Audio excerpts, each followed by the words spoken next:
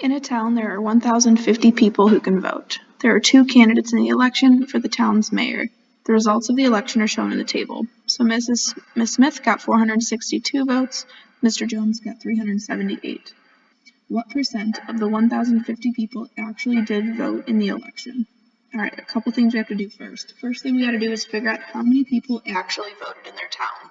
So of the 1,050, how many actually voted? We have 462 plus 378. We're just going to add those two values together. 2 plus 8 is 10, carrier 1.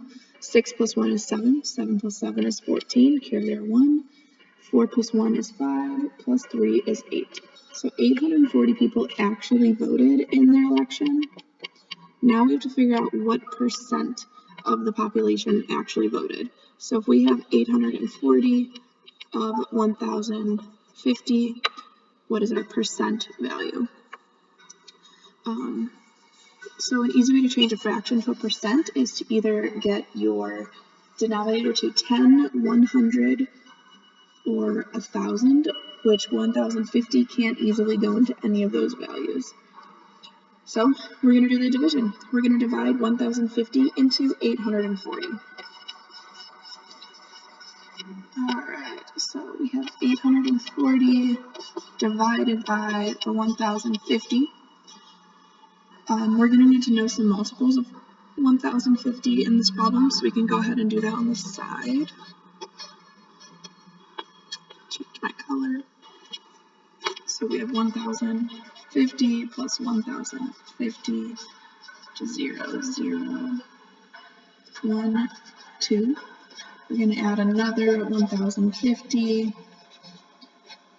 just to kind of get ourselves prepped. Carrier 1. Hopefully I haven't made any mistakes yet.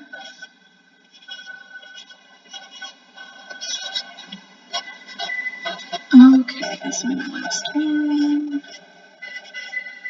Okay, so let's go ahead and start dividing. So we have 1,050 divided by 80. Does 1,050 go into 8? No. Does 1,050 go into 84? No. Does 1,050 go into 840? No. So at this point we need to add our decimal point and annex a 0. Does 1,050 go into 8,040? It does.